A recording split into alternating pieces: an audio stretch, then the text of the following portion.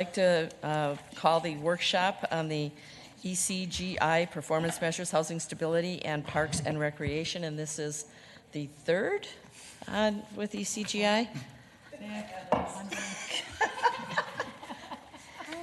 And ECGI, you know, I've said it so long. Economic growth, community investment. Okay, I just wanted to make sure I had it right.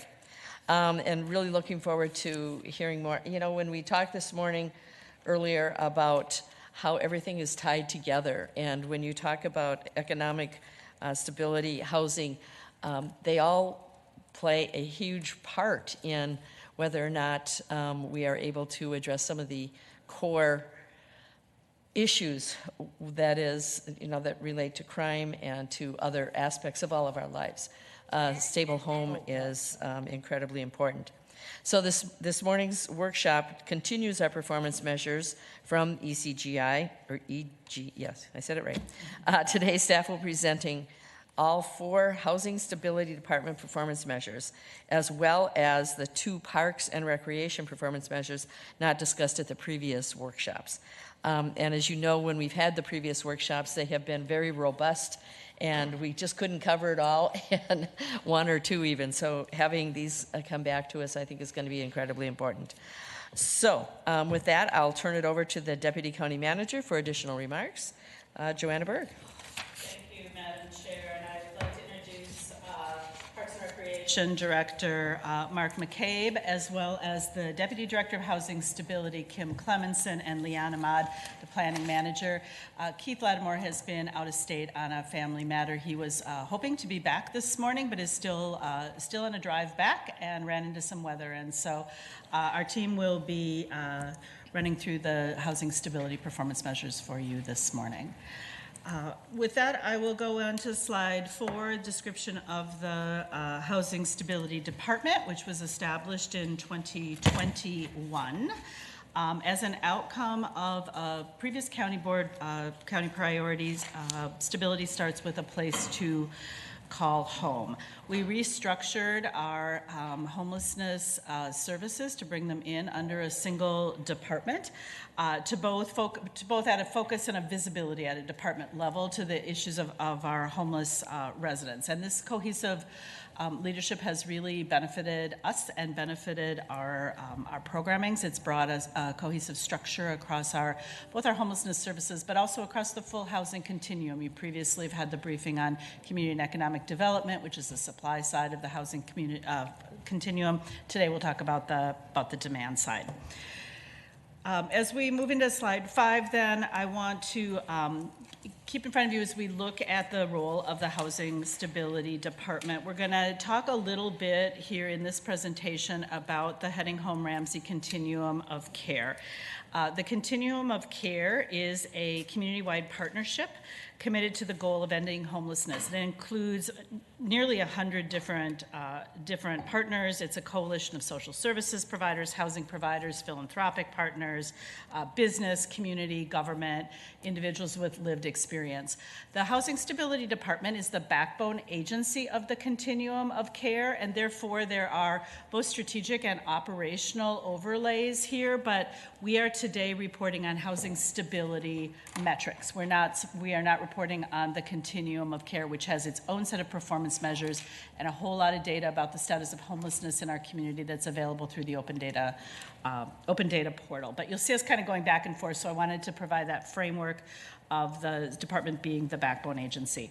So you see on slide 4 here, in terms of responding to shelter needs, the Housing Stability Department manages 2 shelters in county-owned buildings. That's the East Building and the Family Service Center in Maplewood. And we support the county's family homelessness shelter referral and waitlist process. You can see the level of increase here in unsheltered homelessness over the past few years, and the number of families that we have waiting, 37 as of last month, waiting for space in family shelters. Also want to reference here the new housing stability operated homeless warming centers for the homeless population. I'm going to ask the Deputy Director to speak a little bit about those warming shelters, which have been a real hit in our real value in our community. Thank you, Madam Chair and Commissioners. We have felt that this year is really successful with our warming spaces.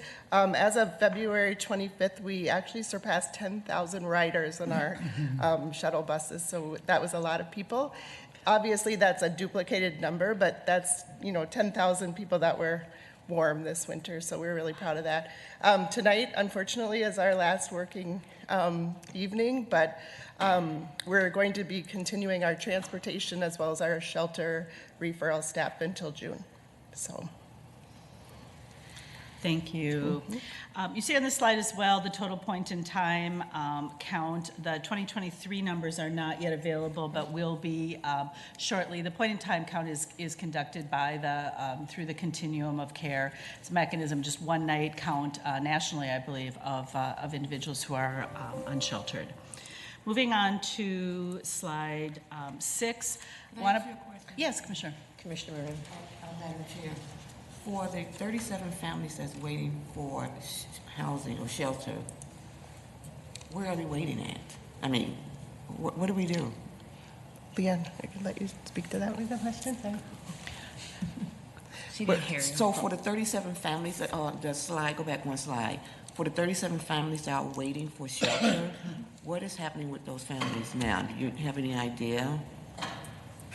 So we have a policy that if a person is unsheltered, meaning the HUD definition of living in a space that is not meant for human condition, then we're able to place them in a voucher situation at a local hotel.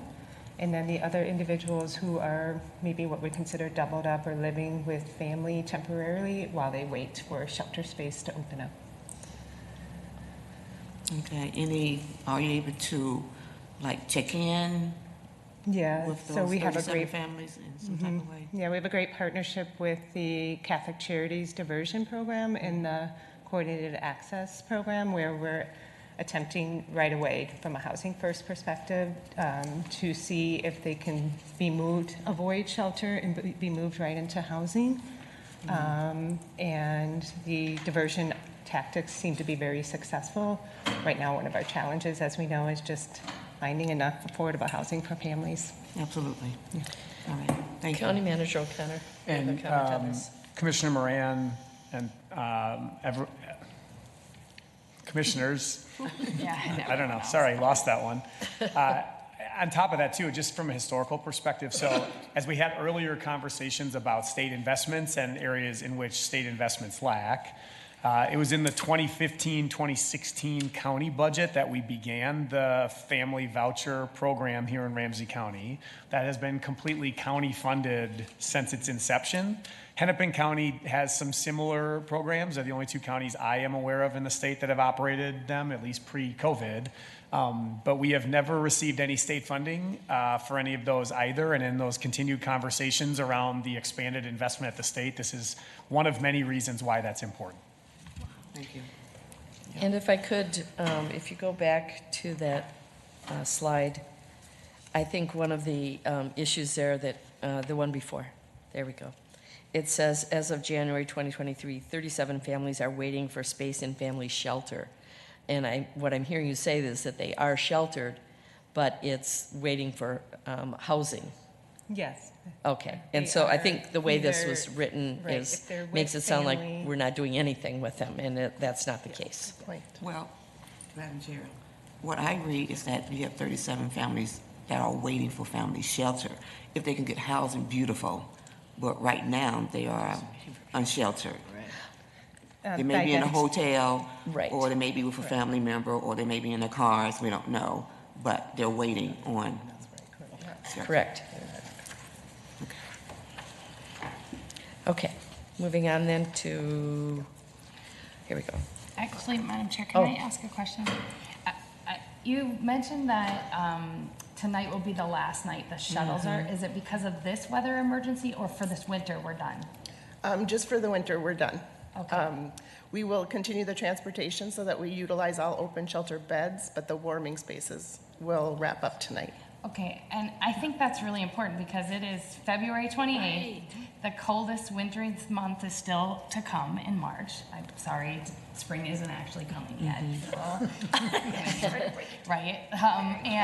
And this isn't a criticism. I'm lifting this important point because this is because we got one-time funding from the governor and lieutenant governor out of their remaining ARPA funds. Last year, $6 million, when we had asked for $15 million from the legislature.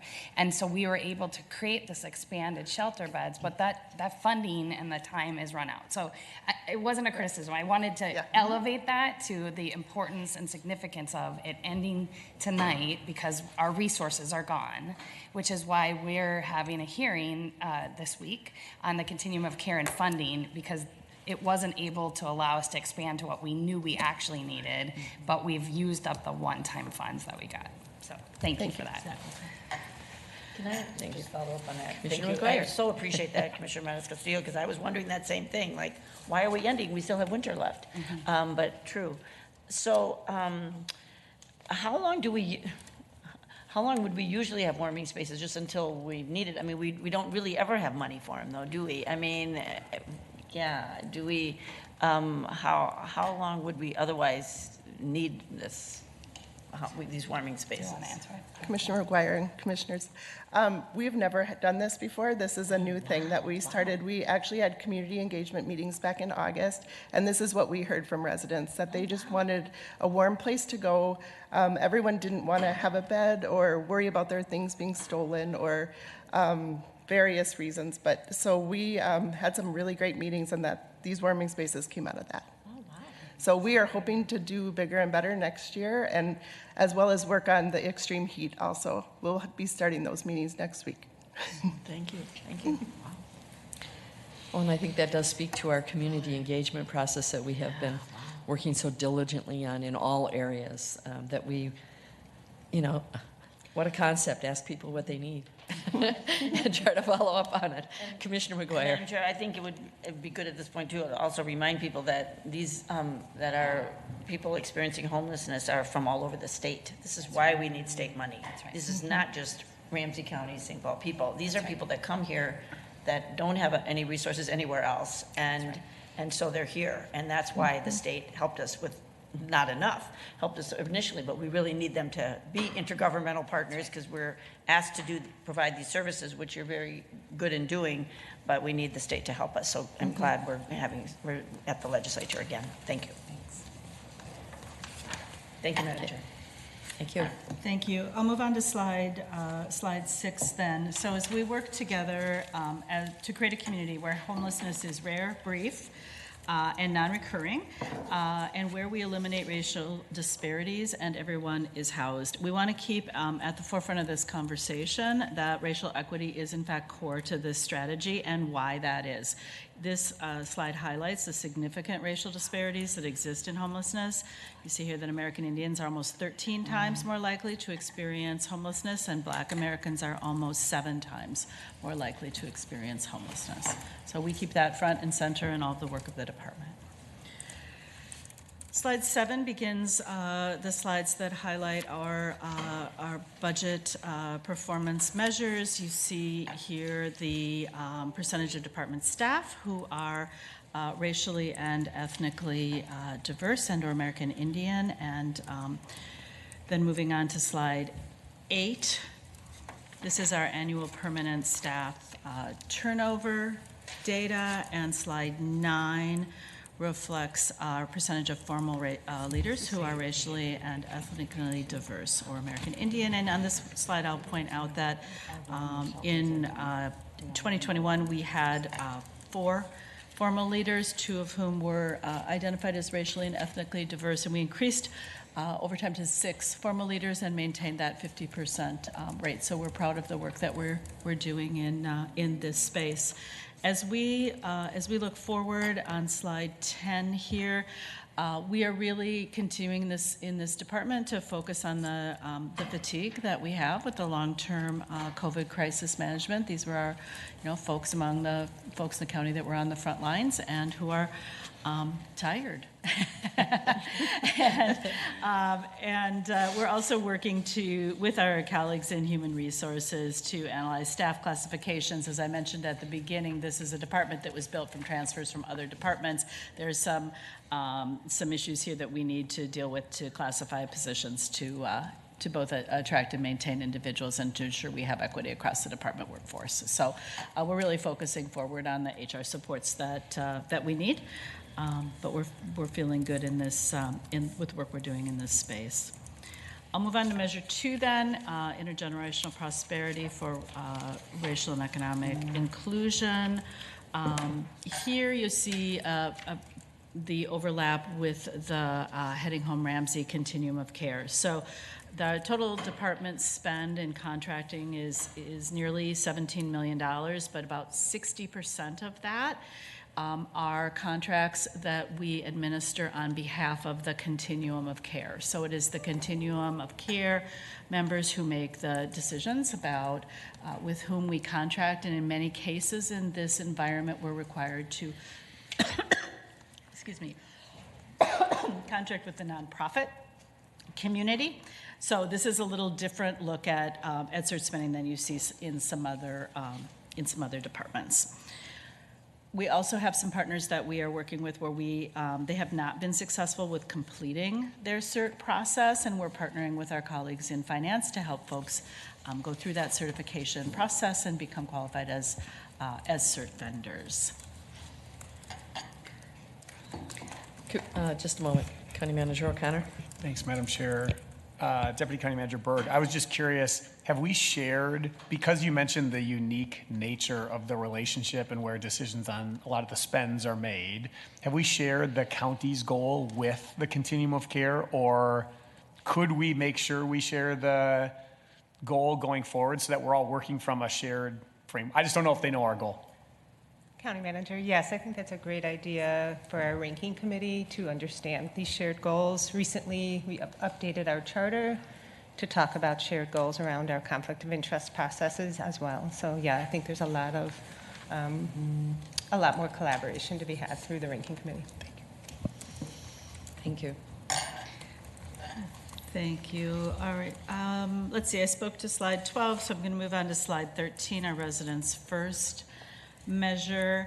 The data here reflects the percentage of exits of people who are leaving housing support programs, who then entered homelessness in the next 6 months. So the reason we only have data through 2021 is that the data is not available until 6 months after the end of the calendar year. So we won't have 2022 data for a few months yet. So you see here the total number of people who are exiting housing support programs and the individuals who ended up homeless within 6 months of the exit. These are numbers that the continuum of care looks at as well as part of the reporting that we do in that entity as well, and seeking to understand the why behind why people are moving back into homelessness after being in a transitional housing or other support system. Anything you'd like to add, Leanne? No. Okay. Just a moment. Okay, yeah. I'm trying to absorb this. Yep. Okay, 59% of the contract spend is on behalf of Heading Home Ramsey. So it says many of the HHR contracts are federally funded and require contracted entity to be nonprofit, which is where we get hopefully getting more cert and people qualifying. But saying that many of them end up back on. We have a logistical issue here, Madam Chair. I apologize. So I moved on to slide 13, and the presentation was still on slide 12. So slide 13 highlights our residents first measure. There we go. Okay, thank you. Because I was trying to make the 59% fit with what you were saying. And it just wasn't. I didn't notice that it hadn't moved ahead. My apologies. Okay, sorry. My error. Oops. Who's got the clicker? Commissioner Matas Castillo.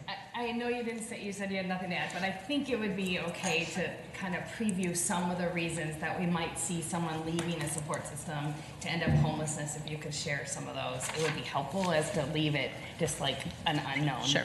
If you don't mind. So, Commissioner Manis-Castillo, related to slide 13, this is specifically a measure that isn't lifted up by HUD requirements, because this is our internal housing support programs. That is a state program supported by Department of Human Services. So this is very much a department measure for people utilizing housing support. And as you know, people utilizing housing support have a disability or disabling condition, and they qualify through financial assistance services for the benefit to receive housing. And then their housing is provided with or without services.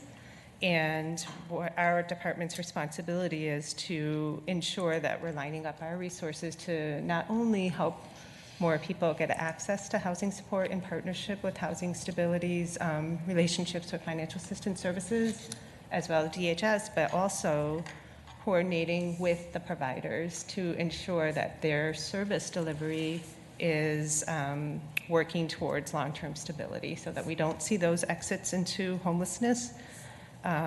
We will be very curious about what this data looks like for the 2022 this summer because of the waivers that were in place, because these are oftentimes individuals living with private landlord situations, and there were waivers in place. And so like the other rises and evictions, we're hopeful that this won't be impacted negatively, but we will have to keep an eye on that and see that.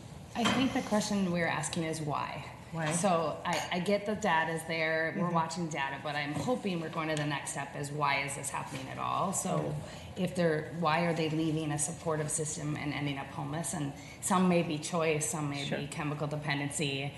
Do you have any indication of why that is? If it's a waiver issue, the loss of resources, and we just can't afford it, we need to know what that why is. So if it's a different ask at the legislature or a different ask of this board, we need the why is the next step is what is the question there. Yeah. I mean, it is partly certification with their financial assistance program. It is partly the relationships with the landlords, which is why it's critical for us to continue engaging landlords to be a partner in all of this.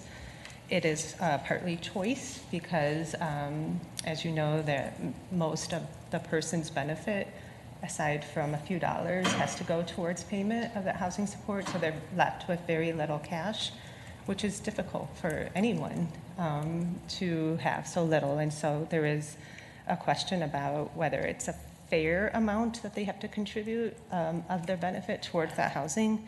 And then we also know it's particularly impacting individuals who identify as Native Americans, so we really need to think through which services we're able to bring into the fold that can be culturally specific and supportive of these individuals in the way that they want to receive services. County Manager O'Connor. Thanks, Madam Chair, Commissioner Manis-Castillo. I would just say I would put it in two categories. We've been trying to track this measure for a while, and I appreciate it getting sharper over time. There's a programmatic element, and I think Leanne did a nice job there of describing some of the different elements. There's also a structural element of not enough housing at the correct income levels of affordability, which then creates a lot of program system challenges as well. And so I think we need to frame and think about responses in future budgets and conversations. Actually, this is where the service team comes in as a whole. While community economic development isn't here today, it's a conversation that involves the HRA and the structural side alongside these programmatic entries and exits, because I would posit that the two are interrelated. Commissioner Marion. Madam Chair, is supportive housing permanent housing? Is supportive housing permanent housing? Thank you. I am hard of hearing. It's sometimes hard to hear. Commissioner Moran, it is considered permanent supportive housing for people who are long-term homeless primarily, and then there are other options for people who are receiving waivered services, like from aging and disability services. So, Madam Chair, so if you're in supportive housing based on income, and now you are at a different income level, is that one of the reasons that you may need to leave Yeah. so the next person can come behind you to get that supportive housing benefits. Yes, and so that always makes our challenge with partnering, our goals of partnering with workforce development and increasing employment income does present a challenge for individuals who may be in a compromised situation between taking their housing benefit and increasing their income. So one of the strategies for sure is we need more resources on helping people get to permanent disability status of Social Security income. So we need more SOAR workers. Could you bring the microphone closer to you? Oh, sorry. So I think one of the, yeah. Go ahead. So, Madam Chair, and I think some of this is a structural issue, right, where we provide a supportive housing, but we say you have to stay poor, because if you make $5 more or $10 more, you're no longer eligible, right, which leads to the homelessness piece. So trying to figure out where can I go to find market rate, because there is not enough affordable housing. And I guess, that's something that we have to think about too, when we think about changing policies and practices and, keep people safe in their homes. But we have a system that says you need to stay poor in order to access. Correct. Very good. Yeah, Commissioner Commissioner Miranda. Ortega. No, go ahead. I was going to just say that we're also working collaboratively across departments with programs such as our family reunification program and trying to make that better so that we have more support and have staff that are actually dedicated to going to families and following up with them and really looking at their needs and improving service. So some of this could hopefully be diverted with some extra intentional work. Well, Madam Chair, I'd like to say thank you for that, because we know out-of-home placement, in order often to get your child, to get the reunification to happen, they're looking at housing, right? So you have to be stable in order to have your child come back into your home. So that's a whole nother piece. Yeah. Commissioner Ortega. But to follow up on that, how much of this is federal statutes or laws and state laws? In terms, because we face this income barrier, not just with the homeless, but across the board. What could we really fix at this level? Yeah, Commissioner Ortega, the contracts that we support through Heading Home Ramsey are largely HUD supported, so federal definitions of homelessness, which is partly why we have a challenge with the certification process, because they will not allow us to contract with businesses. It has to be nonprofits. But then some of the funding that we were able to secure through last year's legislative session was also supported through crisis ARPA recovery dollars. And then this program, specific housing support, is a state program. And so, yes, the short answer is it's always complex to make sure that we're guiding each of the individuals to understand if they have mixed funding sources, what the qualifications are, whether they're getting a benefit from the county or the state or from the federal government. But it is a whole lot of funding sources that try to make up what we know as supportive housing. And it's fairly complex. So we use the term braiding all the time, right? Much of what our staff have to do is try to figure out who pays first and when that runs out, what's the next funding source, and are we making sure that everybody is? Who would lose? Who would be, to Rena's point, where does that, who trumps who in terms of the regulation where if I earn too much, I no longer could qualify for supportive housing? County Manager O'Connor. Madam Chair, Commissioner Ortega, most of those are state eligibility income requirements. There are some federal guidelines on that, but for example, the state recently issued a ruling that impacts more in the financial assistance realm that said that income from a guaranteed income pilot wouldn't count against your overall income, for example. And they make income determinations that then apply to the areas that Ms. Ahmed is talking So about we're here. still dealing with it's more a state impact than a federal. Yeah, at a high level, Madam Chair, Commissioner Ortega, at a highest level, the more we can do at a state level to remove conditional requirements around income, the more we can make people stable. So my next question is to the previous conversation we had earlier this morning with the whole financial assistance issue where Commissioner Reinhardt brought up, I mean, where, you got to start all over again. Now you're through the process, now you're 2 and 3 weeks behind. How does financial assistance then fit into, because those are some of the issues that I know I've dealt with my constituents is, the housing is in danger, and it's because to them, it's Ramsey County starting the process all over again, which would now take 3 weeks, 4 weeks, whatever it is. And then that makes them ineligible during that time and so forth. Commissioner Matas Castillo, did you have a comment on this? Yeah, I think it's clear the system is completely built to keep poor people poor. Oh, well, I we mean, know that. every step of the way. And on the comment about who trumps who on federal, it depends on what pot of money we're accessing to support the person. So if they're getting, let's say, veterans benefits, then the feds set the requirement on how much money they can get. It depends on what pot of money, which is why it's not a really clear answer, but it's always, to Ryan's point, the more we can change it at the state level to say, let's be a little bit flexible here, that we continuously change the rules for someone, and so we want them to get jobs and get paid more, but then we penalize them immediately. So there's a lot of areas where No, we can and I get that. And I'm trying to get to is how many of these folks do lose their housing? I understand that that it is state rules, but because maybe we don't have enough people to process them and do all that legwork up front. You follow me? Because we're processing them. It might be state rules. Go ahead. Madam Chair, Commissioner Ortega, I think it's important we come back with the reasons for denial as a part of some of the additional data. And I don't want to go I have some hunches on what they are, and I think that could be one of multiple dynamics. And I don't want to play too fast and loose with data not in front of me, but we will come back specific to that question. Okay, thank you. Commissioner Ortega, I would like to say one thing. We do have financial workers that are working in housing stability at this time. Many of them are at SPOC, and we are expanding that for that purpose, so that people are not waiting for like a certain piece of paper or something. No, and I understand, and Ryan has explained that we're trying to hire as many people as possible to get through that, but we still have, to Rena's point, a structural issue in terms of if we don't get there on time, on one hand, we're providing housing, and on the other hand, it's the left hand, right hand, and how they're working together.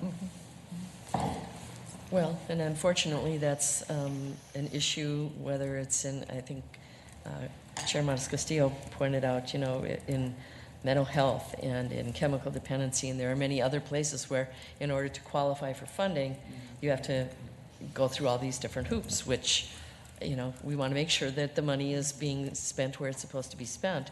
But at the same time, if there's that delay in any one portion of that, and oftentimes folks that are in needing shelter or needing housing there's more than one thing that's at play here.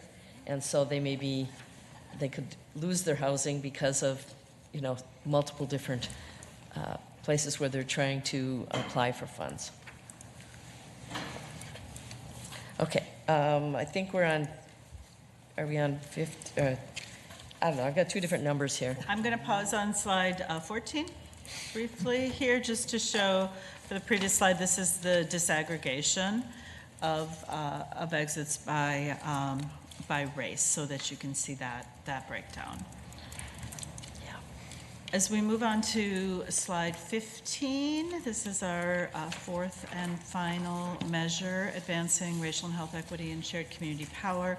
Here you see the annual number of residents that are utilizing the St. Paul Opportunity Center, or SPOC, that Kim just referenced. This is the number who engage with on-site culturally specific services. For 2022, this is 264 out of about 1,150 residents who specifically accessed culturally specific navigation services. As we move on to the next slide, part of the reason for that number is that our culturally specific partners have been struggling with hiring, and without additional funding coming their way as well, cannot dedicate the staff to SPOC that we had initially anticipated. We're continuing to work with those partners to be able to come on site.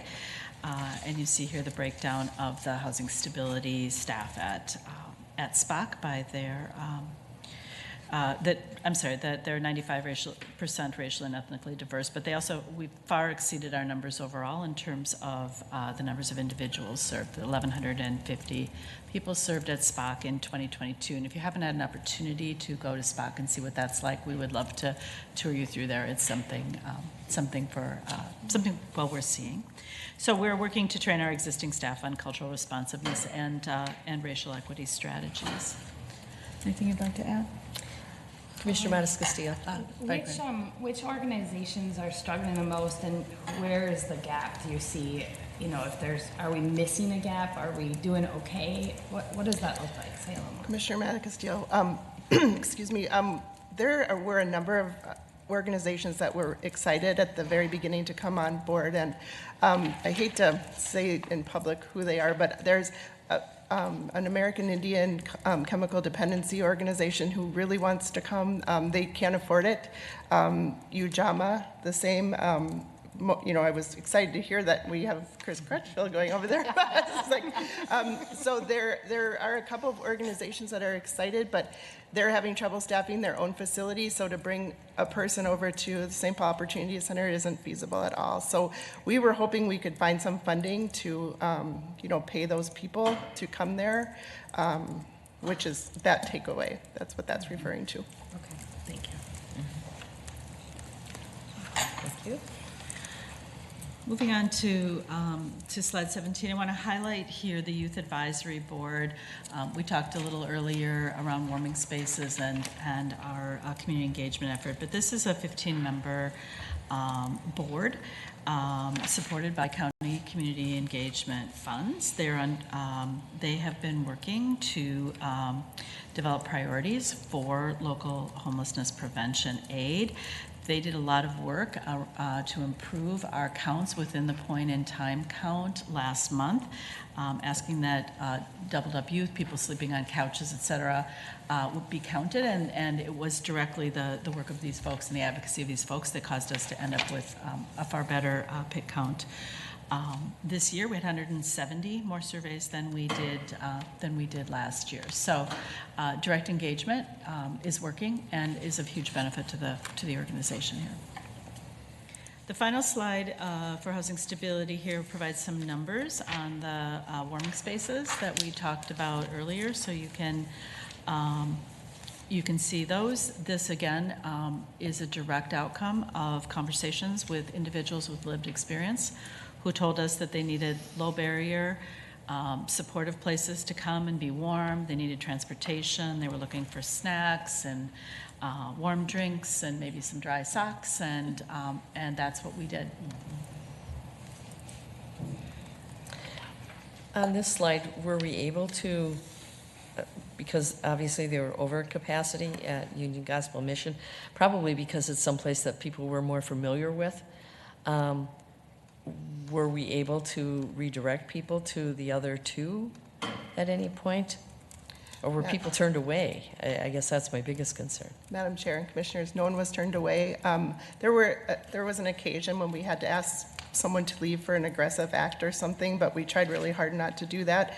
Union Gospel Mission, people were already there, so that was one of the issues. We definitely spread people around based on things like youth went one place, women, we were trying to separate populations for the safety of all. So we did a lot of that as well. We'll be better next I was just going to say, we've learned a lot, and Yes. something that we know is really needed. Mm-hmm. Okay, any other questions or comments? Commissioner Jean. Yeah, just adding on to the conversation here about the lessons learned that I didn't get a chance to tour it this year, but for sure want to tour it next year. and also just in terms of our communications to the residents locally there too, that we should just let them know that if this is happening or that there are going to be warming spaces there, and to just have the staff like be a point of contact basically if there are any concerns or issues that the residents who are nearby have. But other than that, I haven't heard any other issues other than one or two calls about asking about what was going on at the Phelan Rec Center. County Manager O'Connor. Thanks, Madam Chair. Just one final comment. It kind of ties to the last slide, but it's overarching as well. I just want to acknowledge the fragility still built around this system when we think about the broader financing of how the system comes together, because there is not clear investment happening at multiple levels. And even with the bill the county's requesting, that doesn't solve this level of issue. But Catholic Charities has been the legacy partner in this region for a long time alongside Union Gospel Mission. They've been one of the largest providers. At one time, they were almost the sole provider with UGM. And they've struggled with their own financing through a pandemic and everything else, and have sought from the county to take on additional shares of their operational load, which doesn't even expand the number of beds. That just helps them maintain. And in many cases, the continuum of care has made prioritization decisions to instead move into warming spaces and other spots, while saying, we need you as a nonprofit to continue to find other sources of funding to help make this work. I want to give voice that that's been difficult for them, and they've shared that with us at times. It's also been the right thing to do from our perspective in working with community and continuing to expand the number of available beds. But I do think it's important to acknowledge this system is built on nonprofits that are struggling right now to generate and raise revenue the way they maybe did back in 2013, 14, 15. We're trying to make sure we're putting out money to multiple providers in many spaces, as you're hearing in this presentation. And those things shouldn't come into conflict, but because of the scarcity of resources, at times, even in the conversations at the Capitol, it gets framed as though they are in conflict. And I just think it's important that we continue to find ways to both support legacy providers while continuing to expand the size of the overall system. Commissioner Ortega. Well, that's a real interesting question that maybe we should look at. If we go residents first, and we're hearing from residents, and residents are the ones that said, my priority is warming space, right? Mm-hmm. And we say, okay, and then there could be others down the road. Then on the other hand, we have these legacy nonprofits who are saying, this is the need. We don't have resources for both.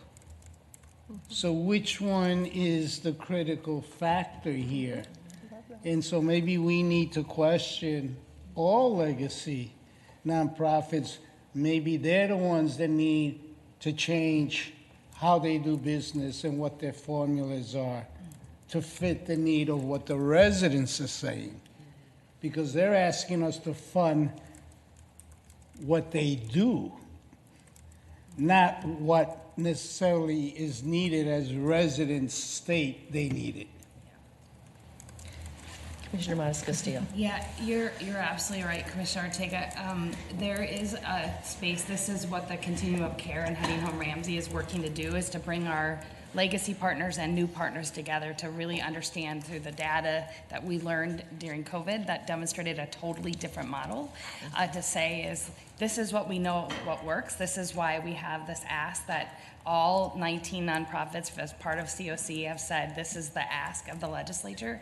But then we also continue to push those partners to say, if we're going to get this funding, we need you to change the model to what the data shows that works. And their hesitance is about funding, right? So they can fund the model in which they currently have, but for an investment to change the model. And there is a tremendous amount of risk and fear that they have, that if they don't get the funding to provide staff, to change all of that stuff. So it's a both and, but we're definitely there, and that's what the continuum is working And I hear for. the dilemma, and my thing is that that's the condition where, to me, it's almost like a trap. It is. Because what I hear them, and maybe I'm wrong, but what I'm hearing is, you got to fund us so we could then think about this differently or look at it differently. Rather than saying, we're going to do things differently and we now want you to fund this because we're letting that go. So it's suspect to me what is, if I understand it correctly, what is currently going on, because it really says you got to fund what we've been doing in order for us to look forward. That's what it sounds like to me. I could be wrong. Well, I think the continuum of care is trying to get to that. The fact of the matter is, you look at virtually any aspect of our lives, and if we haven't adjusted to the change, whether it's technology or the environment or whatever it is, it needs change, and the service provisions need to change as well.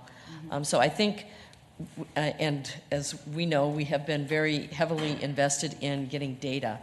Let's not just talk about what we think is happening, but get the data so that we can make the changes that the residents asked for. And I'm talking about the nonprofits in this case, Yes. not us. Right. And I just want to say is also, some of the data I've seen is those nonprofits depend also on private individuals. It's not just all government money. Right. And you see an issue there when they're not getting the support they used to, or it's not increasing. So something is fundamentally wrong, regardless, I mean, or I shouldn't say fundamentally wrong. Something, that there's a shift going on, that these nonprofits, the way they're doing business is not, in many ways, the community's telling all of us things have to change. Right. Because they're not using their private dollars anymore. That's right. I mean, those are one of the big issues with Catholic Charities, too. Yeah, absolutely. Okay, I think we are ready to move on. We're going to shift gears here to Parks and Recreation. And Can I before, Oh, Madam go Chair, ahead. I didn't have that, but- So before we shift from housing, I just want to say this, that Heading Home Ramsey County, the continuum of care is looking at homelessness, supportive housing, affordable housing to home ownership with wraparound service, a very comprehensive approach to what we need to be doing today, right? And it costs money. It costs money to make sure we're dealing with mental health, job training, access. And so, House File 1686, which is up in the legislature, and, we want to do right by what is needed here in Ramsey County, but we can't do that by ourselves, too, unless we have the public also advocating and promoting Ramsey County Heading Home continuum of care. House File 1686, we need you to show up, write a letter, send an email to your representative up there and say, this is important for Ramsey County. We need and we want to make families' lives better. We want them safe. We have 37 families who are waiting on services. There's a cost associated with that. And so we got a request, 1686. We need the public, we need everyone to show up and support that bill so that we can do the work that we need to be doing here in Ramsey County. call to action, everybody listening and more. And it is so important because it does make a difference. Yeah. When you have people going up, and we go and we testify, but when we have a person from the community that's testifying or providing input, and it's relatively easy to do even if you can't be there in person, it makes a difference, a huge difference when they hear from individuals that are impacted. So thank you for raising that up. Okay, we will, I know we could spend the whole morning on housing, but I know that Mark is really excited about what he does as well. And so we should, okay, we will make that pivot and move into Parks and Recreation. Okay, thank you, Madam Chair and Commissioners. Thanks for having us today. And yes, we're excited to share information with you as always. So today I'll be covering measures 3 and 4 for the department, and that has to do with residents first and advancing racial and health equity. So our first slide, if we get back to our slideshow, but talks about just our overall department description, and everybody's familiar with that. So really, we're just talking about the scope of services that our department offers, ranging from natural resource management to nature-based programming to offering a variety of recreational services through indoor and outdoor recreational facilities.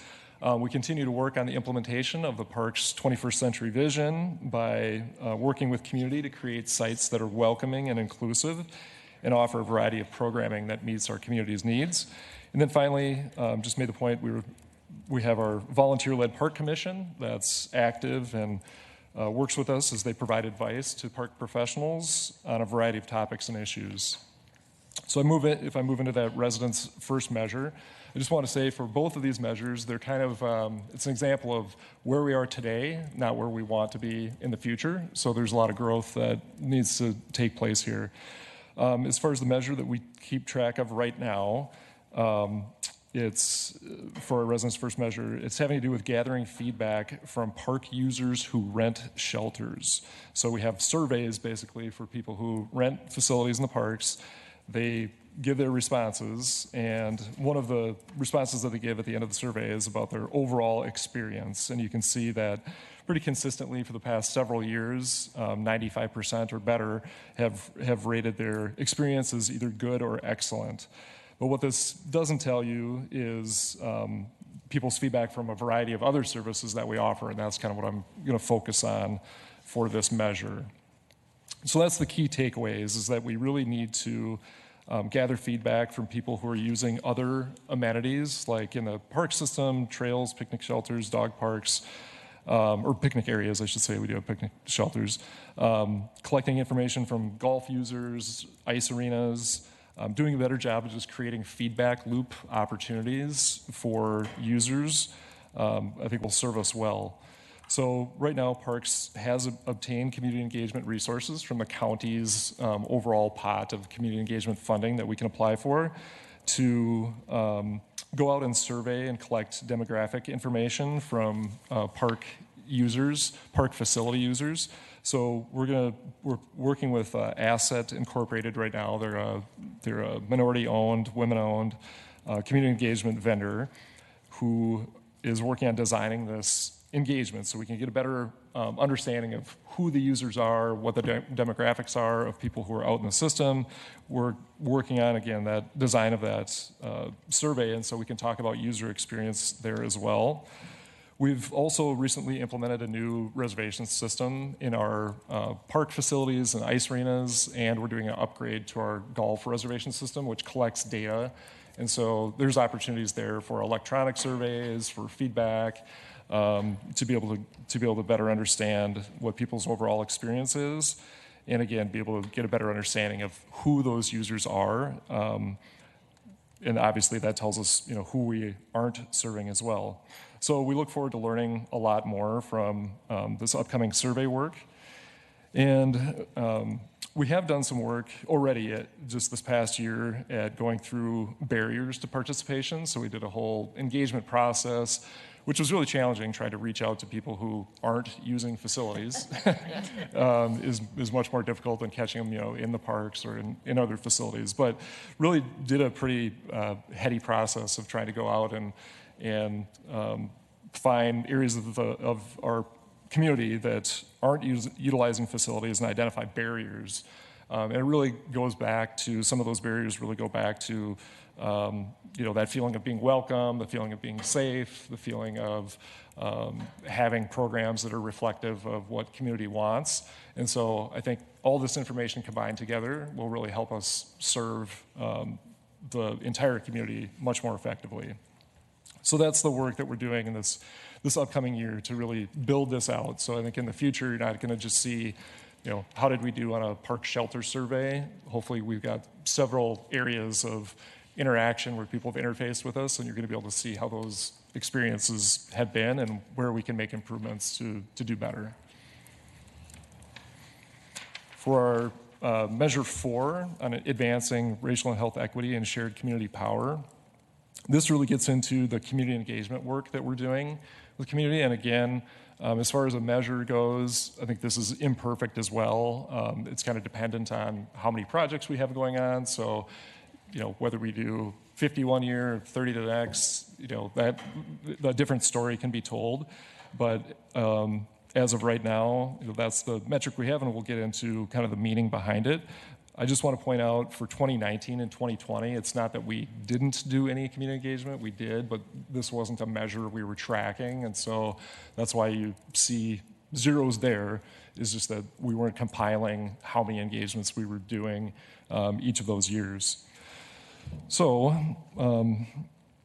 what I think is really important to point out is that Parks is aggressively working with community to put them at the center of our work and our efforts, and this is being done from a resident's view, and that we're bringing community in on the ground level of future work to truly shape and inform not only the outcomes, but the questions we're asking to community and partners. So this is intentional, deliberate, and leading to meaningful changes in the types of services and programs that we offer now and what we will be offering in the future.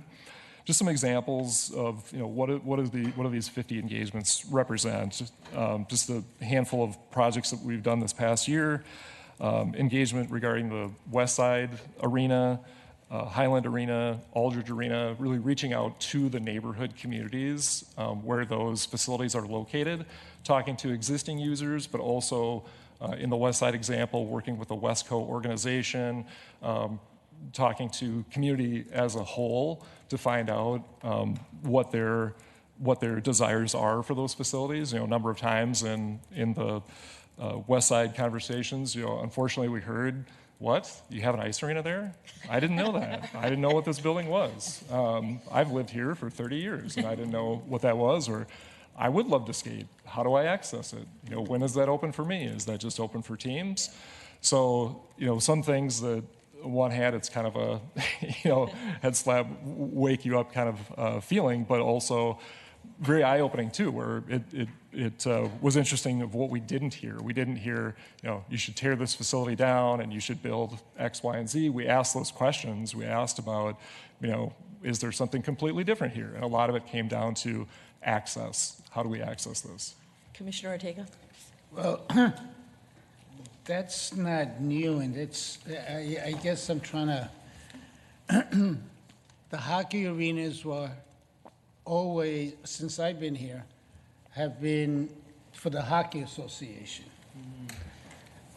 In 20 years, not just the West Side Arena, I have 3 arenas in my district, and each arena is about the Hockey Association and those groups, those leagues and whatever, so that the rest of the community doesn't know they exist is like no big surprise at all. And that they just find out that it's there. The question is, what are the activities that would bring them to come in besides hockey? Because I hear different things. But I think what's really important is, I'm just curious, is how do we get to, besides the hockey arena, because that's almost like an inner city thing, I'm really interested, like, in our regional parks, we don't have the same folks as saying,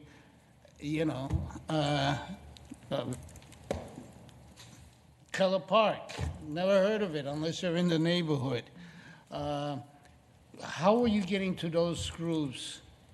Which is interesting that you brought that up. It has to be different. How are we getting to the folks that don't use the parks, for example, and the different facilities?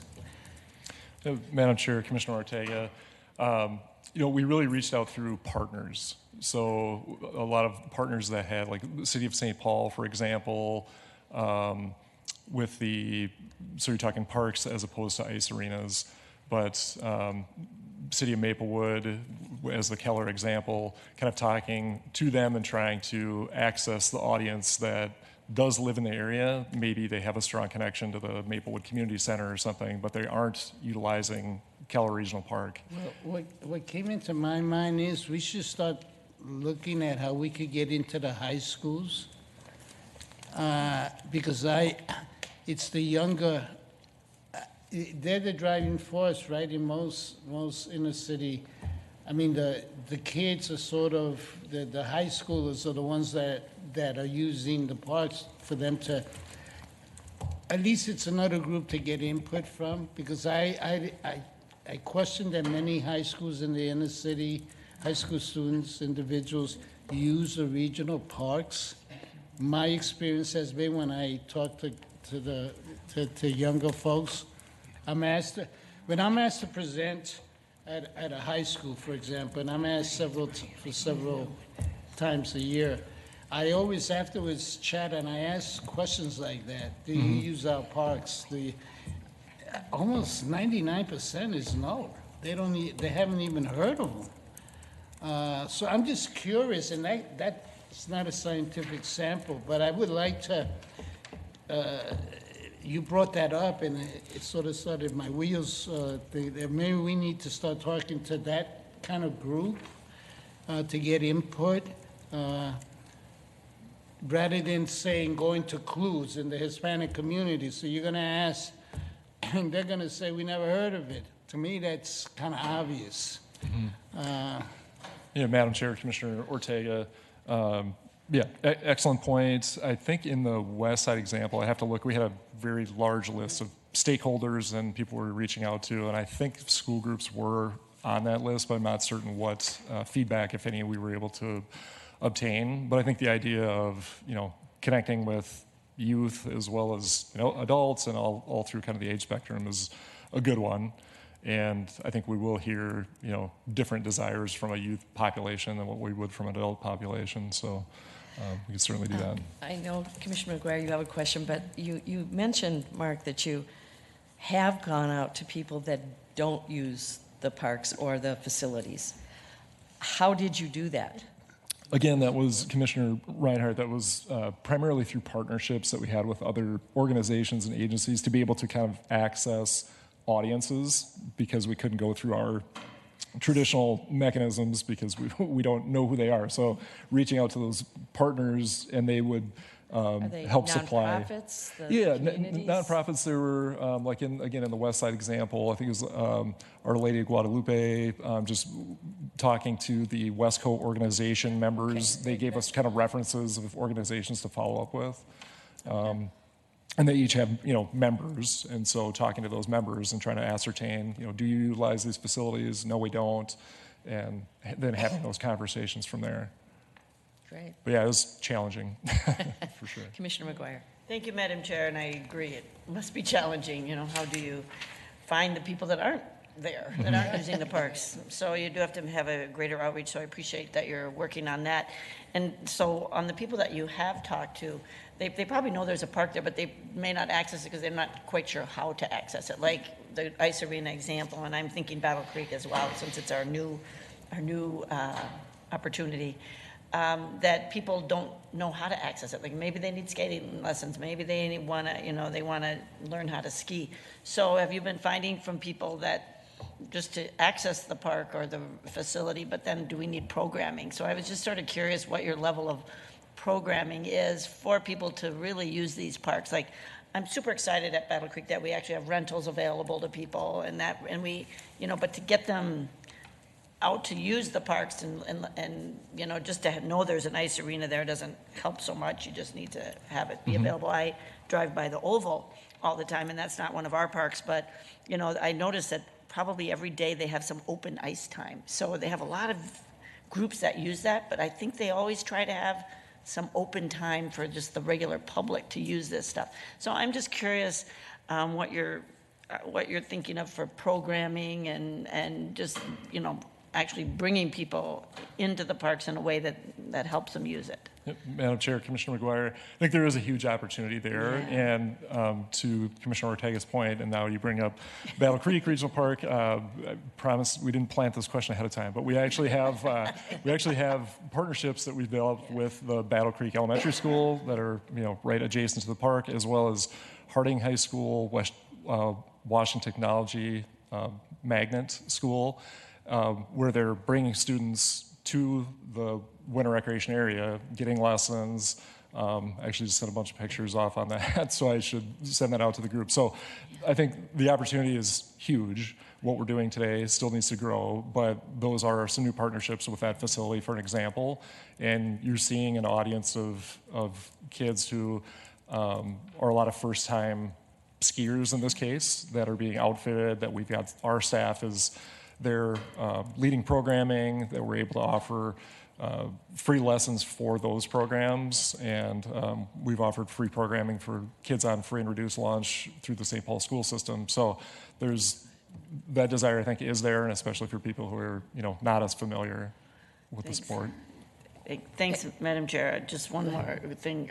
Just thank you for that. I know it's more opportunities that we want to keep seeing that expand.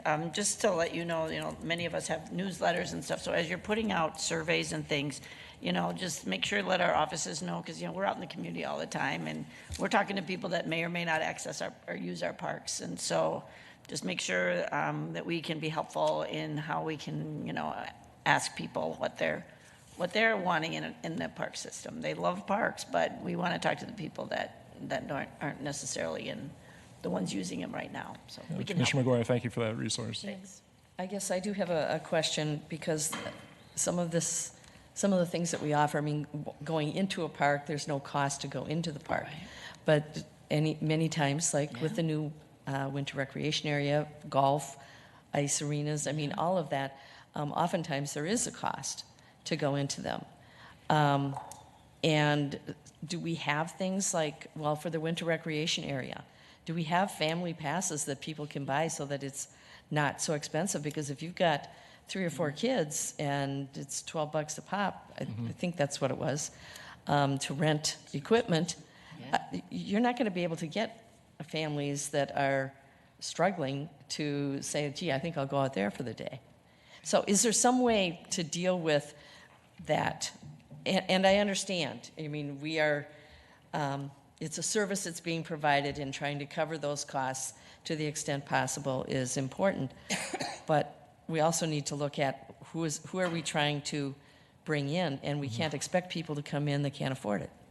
Yep, Madam Chair, that is a challenge, and getting a new operation off the ground that has significantly more operational expenses with water and grooming equipment and all those sort of things, maintenance, is a challenge. So to make that budget balance, that's why the fee exists. We, like I said, the partnerships with the schools have been a good first start, where those have been free programs, and then we did apply for and receive a $164,000 grant from the Met Council for equitable programming for that facility. And so we can utilize that to scholarship fees, to be able to not have the equipment rental. I think it's a work in progress to set up those mechanisms and be able to have that, equitably in place. So I think we've started with these school partnerships and work with some of our nonprofits that do programming there, as opposed to, when you show up to the rec center, this is free or that isn't. So I think there's additional things to build out, but I hear what you're saying is that the cost can be prohibitive to segments of our population. So we'll continue to work on that. And that grant is something that there are ongoing equity grants that we're eligible for. So I'm hoping that, this is a first round that we can build on, and then continue to kind of build out that level of programming for the community. Well, and I would think that when you're talking about why are you didn't know it was there, once you know it's there, why aren't you using it, that we may be able to get some answers. And I really appreciate all the data dive that's going on here, because we need to know what people want and how we can make it accessible, especially for those that are struggling. Mm-hmm. Absolutely. I know that, for example, when we opened up the Tamarack Nature Center area, we had a fee associated with going in there, and realized that, first of all, you have a facility that to go into Tamarack Nature Center is free. But if you want to go actually in that area, you have to pay a fee. Well, we eliminated that fee because it made no sense. I thought, I live pretty close to Tamarack Nature Center, and so would take my grandkids out there. And yeah, it would have been very difficult for a parent or a grandparent or whoever to say, well, you can't go over there because we don't have the money. But that's different than, coming into an actual facility that is meant for one purpose. So I know that we can't do that with everything, but there has to be ways that we can make it more equitable, easier, and that people understand that there are options for them to be able to go once they know it's there. Madam Chair, yeah, great point. And I think just as I work with my colleagues around the metro area who run park agencies, I would say that I think this board has done well at kind of evaluating where fees lie, and we are definitely more accessible than several agencies, I would say. Not that there's not more work to do, but when you think of things like some park systems have gate fees. When you enter into the park, you're paying a fee just to access it. Some have parking fees. Some have, dog park facilities. You pay a fee every time you go in the facility. At our arenas, we do have free open skates. I was at one on Sunday night with my kids. So there's certain programs that are scheduled in for free access. So I think, again, more work to do, and it's that balance of meeting the budget responsibilities and trying to do equitable programming. So, but I'm glad that I think compared to a lot of agencies, we've really kept kind of the nickel and diming, fees off of the books. Okay, follow up, and Just a then I quick have one, Commissioner Moran. Thank you, Madam Chair. Just to follow up, because we're talking about the fee structure and things, and I appreciate when things are free. Like, I live close to Como Park, and I like to bop over there all the time. But I think they tried charging at one point. I don't know if it was for 5 minutes, I think, but now they just have the public just went crazy against that. So now they just have a donation box, which I actually happily give to, I just throw money. I don't. I just, I'll contribute. I just contribute, when I get there. But it's so nice to know that you don't have to do that. So we could maybe think about donation boxes in some of our parks if we want. But I do appreciate that. We make our parks totally accessible. I'm glad we removed the fee at Tamarack, because it really does affect people differently, those fees, even as small as they would be. So thank you, Madam Chair. And I love to brainstorm, so put me on your committee, Coach, and I'll brainstorm with you more. All right, Commissioner Moran. Yeah. So, Mark, I guess first I'm going to say thank you for bringing an equity lens to your work, right? Because there's still more departments that need to even start there, right? And then for engaging people who live in the community, right? Who should be utilizing it or know that it's there or they have access to it. So I just wanted to just say that to you. But you talk about equity grants. And could you revisit that for a moment and talk about what that looks like and mean?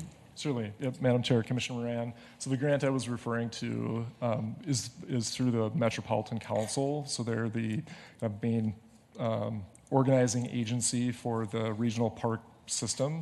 And we're a member of that group that can apply for and hopefully receive funding for the regional park system programming or infrastructure. So we applied for what they deemed as an equity grant, and we received $164,000 from the Met Council to kind of carry out this work at the Battle Creek Winter Recreation Area. So there's a variety of different ways you can scope a grant request. So it could have been for summer programming or biking programs or fishing or something like that. But so we were just kind of going out and evaluating what we thought would be a need with bringing on this new facility, and that's how we chose to write the grant, and that's what we were awarded. So I think that pot of money is eligible to be spent for 3 years, something like that. And then there's, again, ongoing application processes. And this was a fairly new grant to the Met Council and what they were offering. So I think it's an area of work that they're growing in as well. And I think we'll be directing, hopefully, more funding in for the future. So, Madam Chair, I'm just wondering, in 3 years, there is no more funding. Will you still continue to bring that lens to your work is it like something extra you gotta do, or is it like what you do? Sure. Yeah, Madam Chair, Commissioner. Yeah, of course. Yeah, I mean, so the simple answer is yes, of course. We will. But I would say that, I think your broader point of just, is this, to me, I would say, is this like foundational to work, or is it, hey, in this example, we got a new thing up and running, let's do it for a year or two, and then we're done. No, I think we heard loud and clear from elected officials, from people who are helping us, secure funding for the grant, or excuse me, for this project, from our community as a whole, that they expect the facility to be accessible, to be equitable, that it isn't just for, in this example again, it's not just for elite skiers. Mm-hmm. So I think we heard that and are going to continue to make the facility equitable and accessible. And as far as the park system as a whole, like we've heard that over and over from this board and our county's values and what we try to live out. And so that's, again, a big part of what we're trying to do is engage with our community and have that be something that's embedded through everything that we're working through and foundational, and it's not just a peripheral thing that we do here and there. So this is, Madam Chair, this is going to help you set the foundation that you need with the connections, the relationships, so that you have that now and you can continue and move forward. Yep, absolutely.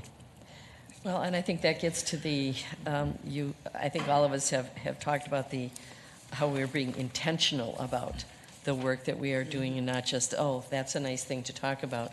It's really putting our money where our mouth is, and being intentional about the equity issues and having it be foundational. Okay, we need to get back on track here. Okay. This has been a really good conversation, though. Keep moving on. Let's see here. Yep. All right, we'll go on to the metric 4 takeaways. So again, talking about community engagement.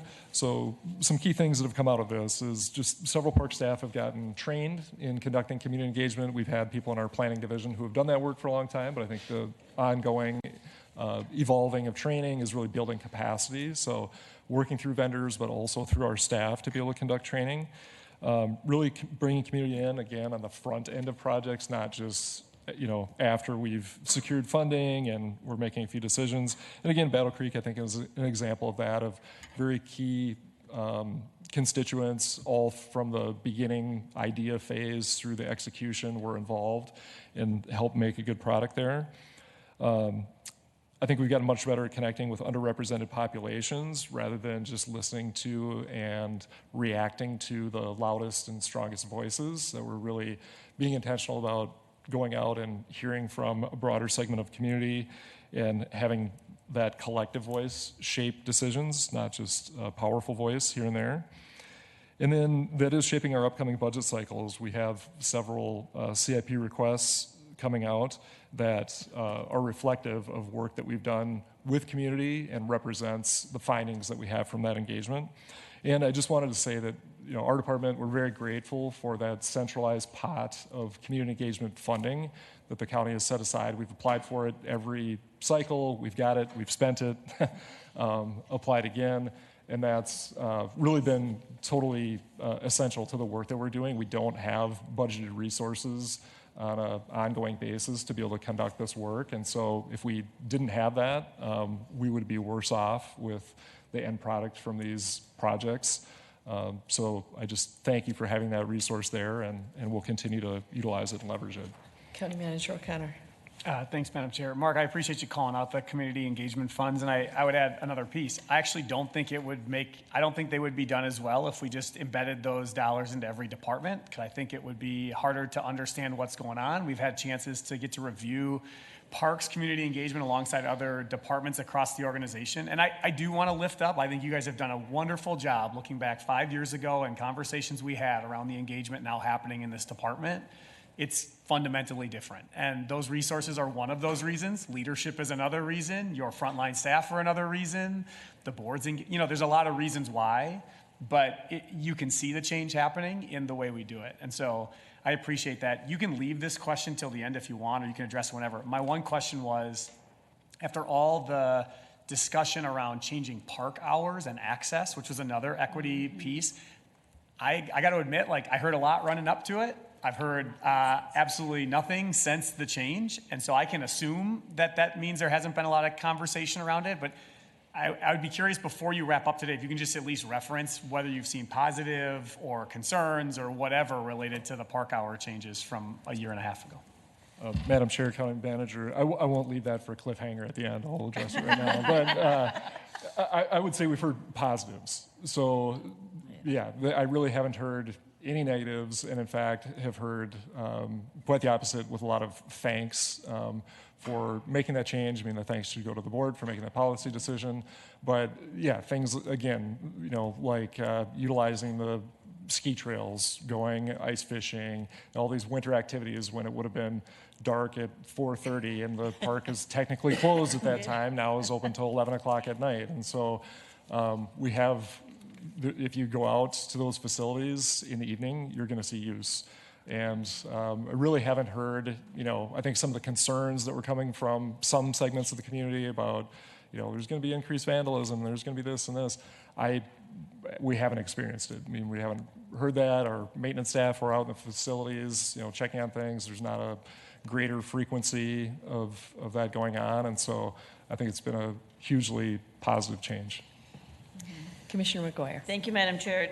Just because I asked this question maybe a year ago, I don't know, about, you know, cross-country skiing or snowshoeing on our golf courses, you know, because these are really great places to do this, and they've had a great snow this year.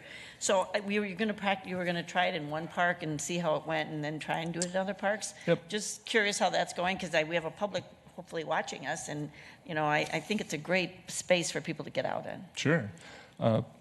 Madam Chair, Commissioner McGuire, you can go to the Parks Administration building right now and check out a pair of snowshoes, and then walk right over to Goodrich Golf Course and go snowshoeing right on the golf course. So we did set up an area. It was kind of funny. We were talking to community, and you know, if you've ever snowshoed, you go out, kind of build your own path. That's kind of the whole point. But we heard from a lot of people in the metro area. Apparently they like groomed trails to snowshoe on. So we did groom some trails to be able to snowshoe on. So you can go off on your own, or you can go on a loop. That way you don't get lost. You find your way all the way back. So we have been doing that this whole season, and have had some usage. And we're going to explore other areas, you know, in the future as well. We did a fat tire bike event at Keller Regional Park recently, along with other winter recreation activities. So yeah, we've been expanding that access and use. I'm excited to hear that, because I think, yeah, hopefully all of our parks can have some activities going on in them. So thank you for that. Or all of our parks, but all of our golf courses. I mean, because those are really huge, great spaces. I have a question. That you brought up, then you could. But this is, you know, they want to groom trails, right? Yes. But it just highlights the fact that when we go, which is my earlier thing with the nonprofits, it's two different lenses and worldview of how they want to do things. And so if we, even for us here, I mean, I've been snowshoeing and I've never been on a trail. You cross a lake, but it's okay. I'm just saying that that's why we need to ask, and what we think is the norm is not the norm anymore. Well, and I have to tell you that I remember early on as a commissioner, and we had stopped doing skiing at one of the golf courses in my area anyhow, and was told, and the Parks Department said, absolutely not, we're not going to do it anymore because it wrecks the golf course and we can't bring it back. And so I am really glad to hear that we can actually do this, because it made no sense to me, but that's what we were told. And so, go ahead. Madam Chair, Commissioners, I think, you know, like anything, there's some preparation work that needs to go into things, you know, roping off greens, things like that, to be able to protect the asset, but it's not insurmountable, and I think something where, you know, you have an attitude of trying to make things work, you can make them work. I love it. Thank you. Commissioner McGuire and then Commissioner Jean. Thank you, Madam Chair, and I had the same reaction when I first got here. I had heard people saying, why can't we use the golf courses? So thank you for looking into that. I have a question on this Community Engagement Resources Fund that are critical to doing this work, and good job on using them well so that we know this is, you know, a good thing. But I am curious, I mean, we want it to be done in all of our departments. So if some other department wants to do this, but there are no more funds, what happens? I mean, I just hope it's not a limited number of funds, because we want all of our departments to take to take this example and do this. Madam Chair, Commissioner McGuire, two things.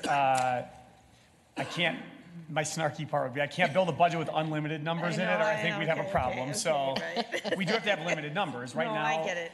But in all seriousness, your broader point is well taken, Yeah, right? I'm like, The reality is, I don't want it to there has been, not just in Ramsey County, but across, let's be critical of our organization, not others. For a long time, everyone has heard, we can't do this because there aren't budgeted funds to do it. So starting 2 budget cycles ago, we proposed and the board approved creating centralized community engagement funds that run through a process. We were running it twice a year. We're actually running it once a year now, as we've learned and adjusted to how long it takes to deploy the resources. And through that process, departments submit, or service teams prioritize and submit. They get prioritized and funding gets put out. We could share the whole process at some point here as a recap.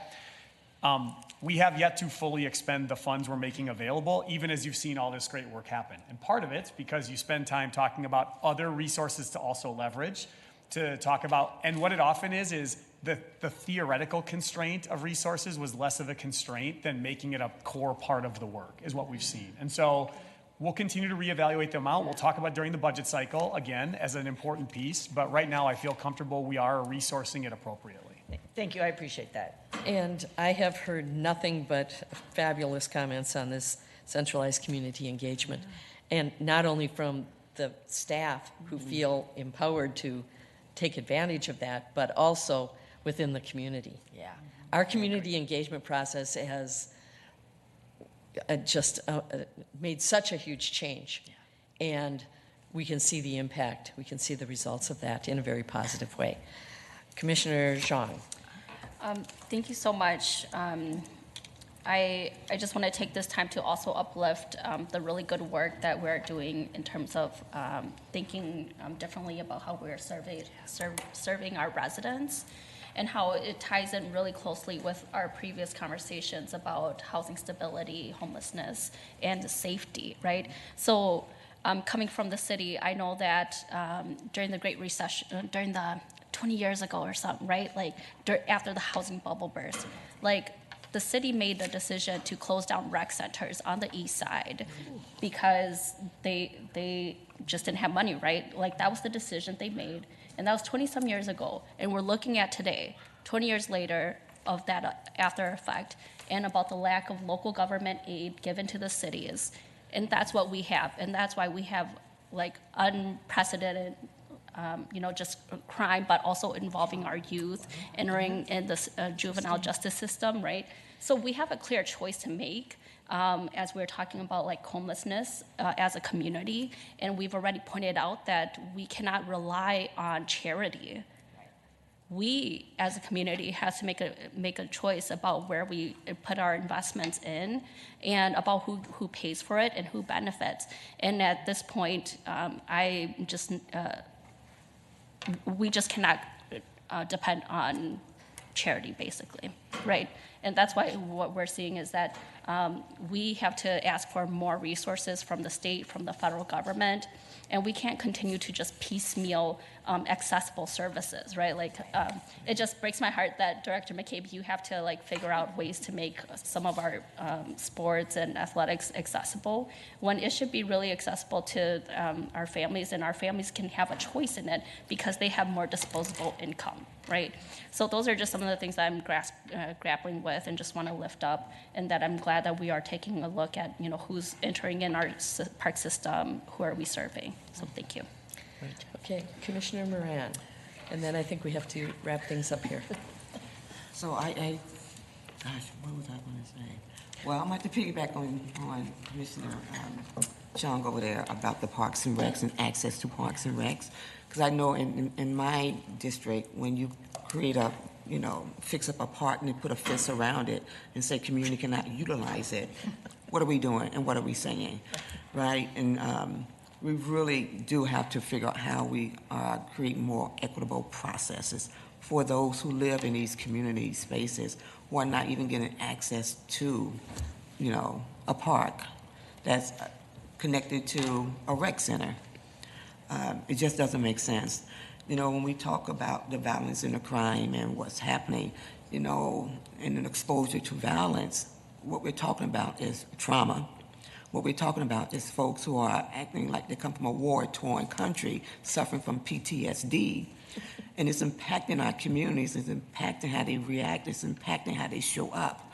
And so if we're going to do better when we talk about crime, we have to go upstream. We have to create these processes where we are really investing into people's lives. And there's evidence-based stuff that tells you if you do this, this is the result you're going to get. And if you don't do it, we know what happens too. And so, in Ramsey County, we don't have dollars to just, free will to do whatever we want to do. We just don't have it. But being very intentional about looking at communities that has been disproportionately impacted and say, we're going to do something different here. We're going to invest into these communities. We will get a different result, right? But we also know, which has nothing to do with park, that we have to start treating the illnesses that we see, right? And actually, police is not always a solution to showing up to a crisis. We need those professionals who are trained in that arena. And so, I guess as a board, as we continue to do our work and look at those investment, I do say we need to go up to the state and ask and be very clear. There's a clear disconnect. There's a clear disconnect to what we need to do, want to do, have to do here in the county than what's happening at that state level and the federal level. We need them. We need some champions here. Which has nothing to do with you, Dr. McCabe, right now. Maybe. Yeah, I just want to say, great job, Mark. You and your team have worked really hard over the last couple of years under a lot of scrutiny and direction from this board. And as we think about the connection of housing and parks, I think it's really important as our families are doubled up, as we're condensed into smaller spaces, as our population grows, parks become an extension of our living space, and you really have accommodated that to allow space for people to just be outside, to have that space, to have a barbecue with their family, to explore new things, and really think about the investment as parks and housing. I'm glad you did a parks and housing presentation together, because they really do go hand in hand on healthy communities. And so just wanted to say thank you for your work and your team. And I know that you're dedicated. It's not a one-off thing, but that it really comes from the heart. So I just wanted to say thank you. Thank you, Now, Commissioner. I do know that you have 2 more slides that are pretty exciting also, because it's an example of community engagement. So if you want to. Okay, I know that we are crunched on time, so I'll move through quickly. But yeah, an example of kind of a deep dive in community engagement that we have done is on the Aldridge Arena, which really has been transformed from just an ice arena to what I would refer to, and we should rebrand as, a community event center, because that's really what's taking place. So we have done that reimagining with community, have gone out, we hired the asset organization again to survey existing users, to talk to community, and really work with them on kind of reimagining the space. And so a number of activities that are happening there right now, Latinx concert series, Hmong farmers markets, quinceañeras, Hmong New Year events. Half of the business that we're doing at Aldridge Arena right now comes from non-ICE events. So 500,000 participants a year, 250,000 of them, and about 50% of the revenue that's generated is all from non-ICE events. So it's really, what's more of a community event center. Now, with that, and that's where you talked about, resources, and that's where you'll see several asks from parks in the upcoming budget for capital improvement resources, because this facility was built as an ice arena. Obviously, we're making some things work, but there's additional potential for having even more events, at this facility to be able to accommodate, but it's going to need investment. It's going to need things like loading dock repairs and bathroom upgrades and things like that to just facilitate these sort of events that we're kind of wedging in right now, but we're turning some away as well because we're not able to accommodate that right now.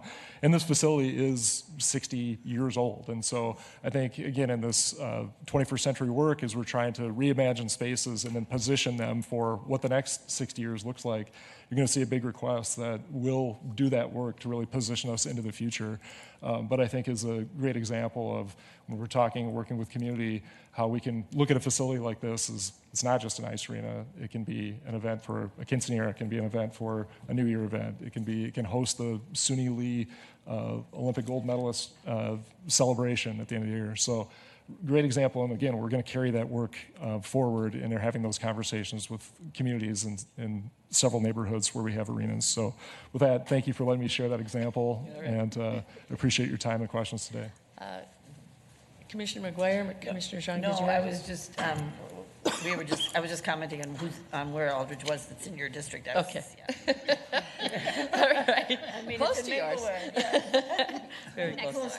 Okay, this has been a great workshop. I'm good. As you can tell, there's a lot of discussion and things going on here, but it's an example of what we're trying to make sure that we are advancing and that intentionality of it. And so in both areas, we've got a lot of information, and I really appreciate the fact that the community engagement is very vibrant throughout our organization, but also the data dive that we're doing to make sure that we understand what do people need. Not what we think they need, but what do they actually want and need. So if it's groomed trails, I guess it's groomed trails. But there's so many times when we've kind of taken things, I know, for granted. And I think that probably gets back to Commissioner Ortega's comment about the nonprofits as well, assuming that you know what people want rather than asking. Thank you, Or Madam rather Chair, than, Commissioners. Thank you. So thank you. We are adjourned. Nice job.